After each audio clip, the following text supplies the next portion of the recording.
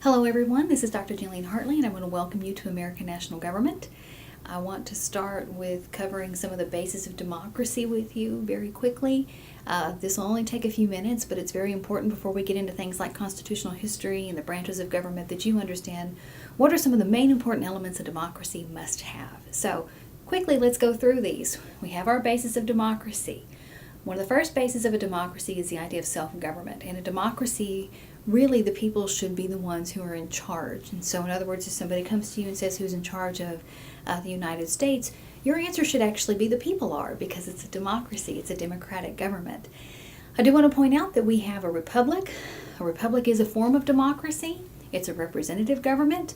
There was such a thing as a direct democracy like the ancient Athenians had, where those who were allowed to vote could vote directly on policy issues and legislation. We do not do that. We have a republic. It's a representative form. What we do is we elect people. We elect congressmen, senators, people to serve in the House of Representatives, to actually create policy for us. And those people are supposed to get with us to make sure that there's kind of a consensus as they pursue different types of legislation. And so they represent us.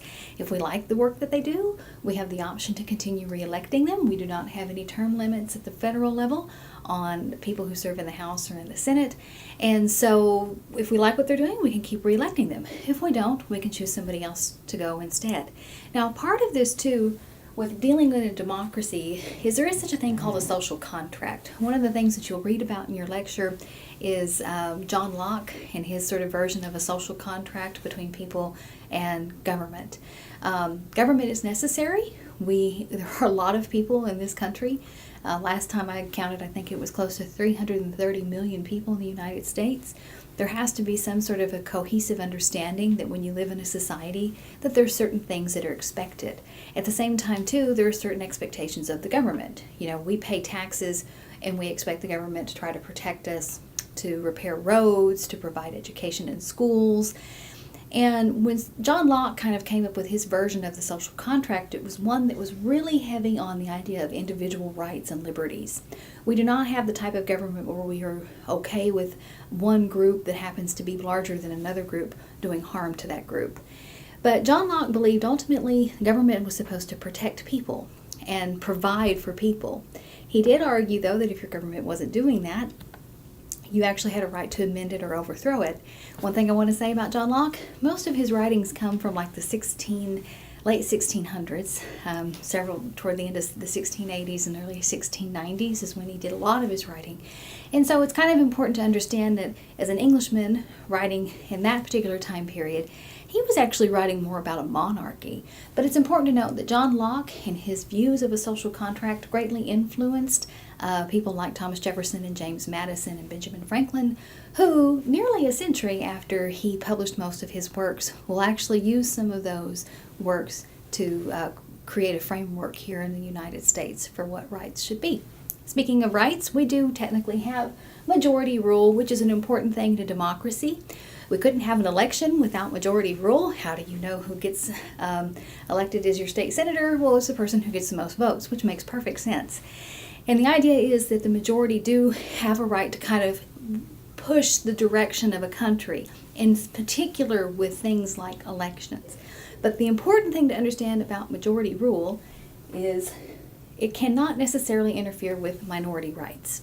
Now, when John Locke wrote about the social contract, one of the things that he was really worried about is that if humans didn't have some sort of government protections, the stronger in a society would actually try to hurt the weaker. So it was really important to him and later thinkers to really look at people who are in a minority. Now, we can classify minorities in a lot of different ways. We obviously have people who are racial minorities who are not white. For a long time, and still today, women are sometimes still considered to be a minority, not because there are fewer women, but because the status of women has often been something that has had challenges. Women still get paid less than men on average for most jobs, and so there are still times where women might need to have special considerations because of historical discrimination, like with a lot of non-white groups. The other thing, too, is you may have people who are in a religious minority. They may not be a religion that's necessarily known by many people or understood by many people, But what John Locke was really clear about is that in a society where people are civil, it's very important that people in the majority do not have the right to do harm to people in the minority.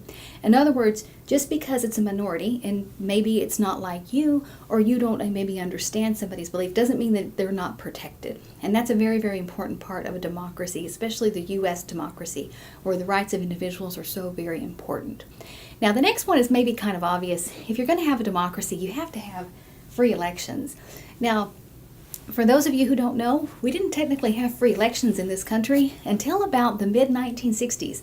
1965 is when the Voting Rights Act was passed. And it actually tried to get away from all of the things that had disenfranchised so many different groups. Things like literacy tests, poll taxes, grandfather clauses that came after the Civil War to try to disenfranchise African Americans. These are the types of things that really prevented a democracy from being a democracy. And if people don't have the right to vote, or if they're charged to vote, you're clearly harming a particular group of people. Now, something to think about, though, here as far as the Constitution goes, is when states, for example, try to require an ID requirement, let's say, to go vote. One of the big problems that comes with that is that it costs money to actually purchase those types of IDs, whether it's a driver's license or just an official ID from, the driver's license place, the DMV. But one of the things to kind of recognize here is that by requiring something that costs, then one could argue legally that you really are still requiring some form of payment in order to be able to vote. So those constitutional issues have been kind of taken to the courts. The courts have definitely been looking at them. And so just something to consider and think about. Now, in times of this country, politics can kind of get down and dirty. It's nothing new. This has been happening since, the first real election where you saw politics come into play was the election of 1796 between John Adams and Thomas Jefferson. But the next one is organized opposition. Organized opposition is an important thing in any democracy because when you have organized opposition, you're always going to have some sort of counterpoint to whoever is in charge. So let's say you have a Republican president and a Congress that's dominated by both the Republican Party. In that particular instance, the Democratic Party would be the organized opposition. Same thing, if you have a Democratic president and you have Congress that's dominated by Democrats, then what you would have is a Republican Party that would be opposition. You also have times where maybe one house in Congress is dominated by Republicans and the other by Democrats. And when that happens, they're opposition to both in the opposite house.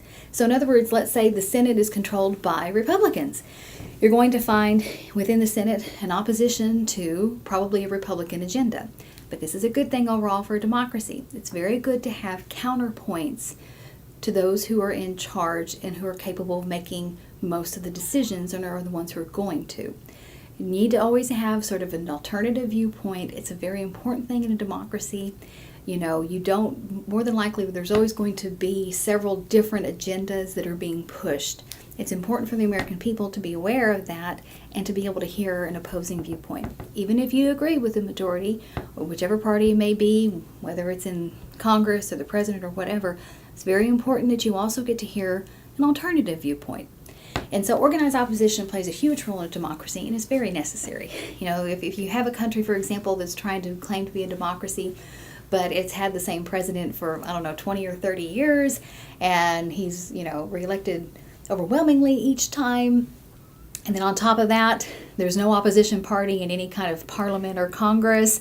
That can be really, really suspect. Now, it's also important in a democracy that you have a right to express yourself. Now, this can come in the form of speech. It can come in the form of things that you wear. But expression is a very important thing because in a free society, people have a right to have different views and they have a right to express those views.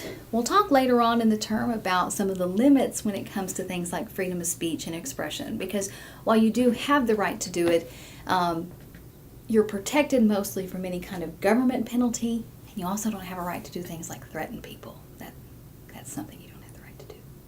Okay. A very, very important one, too, is equality. In the United States, for many, many years, it's difficult to say there was equality because there were many groups that were disenfranchised based upon race. Females, well over the first half of this country's history, were not allowed to participate in the political process by voting. And so we've definitely had a lot of struggles in this country trying to achieve a form of equality. But in a modern democracy, it's very important to have democratization of certain things. For example, democratization in education, where there's equal opportunity for people to go to school and to be taught and to learn. Equality comes to at the voting booth. One thing I always tell students, no matter who you are and what your background is, when you go in a voting booth, that vote counts just like everybody else. So it's very important that you do that. But equality is a very important thing to have in a democracy so that there's not one particular ruling group that can then turn into a situation where that ruling group can do harm to other people. Because again, when you go back to those minority rights, it's so important that people have their individual rights and who don't necessarily face persecution because of those. Now, the last one I want to mention is universal education. Thomas Jefferson was actually somebody who, although you could definitely point out he wasn't for equality in a lot of ways, he is somebody who advocated for universal education. He is somebody who believed that people cannot be both ignorant and free, because if you don't really understand the concept of freedom, then you don't really know what it means to be free, to be able to make your own decisions and to be empowered by it. We did not actually have universal education in this country on a grand scale until after World War II. A lot of states prior to the Civil War in the North and New England areas had created public school systems. Public school is something that was basically after the Civil War kind of forced upon southern states by the Union, by the United States, saying, it's time that you start investing in your people and investing in education. But as far as our current model, the idea that you have school that goes from like 8 until 3 throughout, the week, most months out of the year, that's a model that kind of came about after World War II. And it's a model that was meant to try to give everybody sort of this basic outline of an education and make sure that everybody had it. The problem is right after World War II, there was a lot of maldistribution of resources for education. So we don't really have true democratization of education until the civil rights era, where there's really a push to make sure that there is, equal distribution of resources for all people in education. So universal education has taken a while to get there. So I hope this has kind of helped you better understand the bases of democracy. They're very, very important. If you have any questions whatsoever about the material this week, please feel free to email me.